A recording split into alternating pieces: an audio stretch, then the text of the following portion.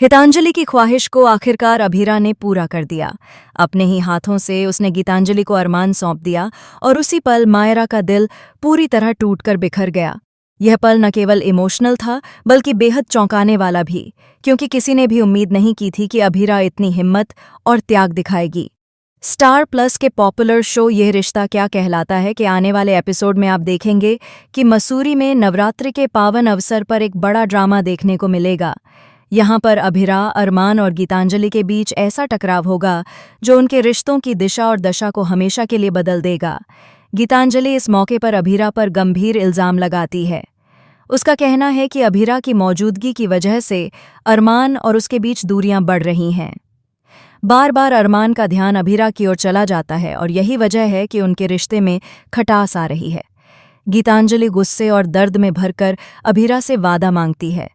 साथ ही वह उसे चुनौती भी देती है कि अगर वह सचमुच सही है और उसकी नीयत साफ है तो उसे साबित करना होगा कि वह अरमान और गीतांजलि को एक कर सकती है। अब वह वक्त आ गया है जब अभीरा को अपने उस वादे को पूरा करना होगा। इसी के साथ अभीरा को यह बात भी गहराई से समझ आ जाती है कि अरमान की जिंदगी में अब उसके लिए कोई जगह नहीं बची है। अरमान का वर्तमान और भविष्य दोनों गीतांजलि के साथ ही बंधा है। गीतांजलि उसकी धर्मपत्नी है और यही सच्चाई अब सबके सामने आनी चाहिए।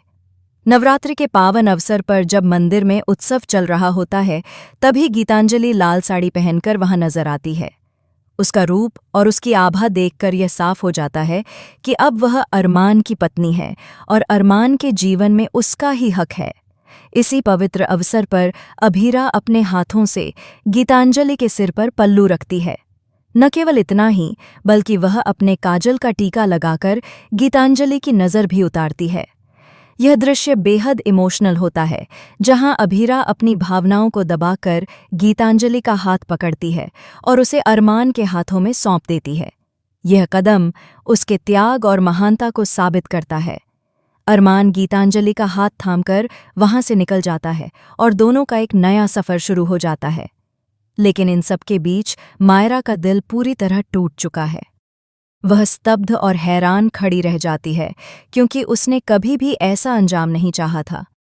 मायरा की आंखों में दर्द और सवाल दोनों साफ झलकते हैं। अभीरा भी वहां से लौट जाती है। बाहर से वह मजबूत दिखने की कोशिश करती है, लेकिन अंदर से उसका दिल पूरी तरह से बिखर चुका है। यह त्याग उसके लिए आसान नहीं था। आगे कहानी किस दिशा में जाएगी ये देखना बेहद दिलचस्प होगा।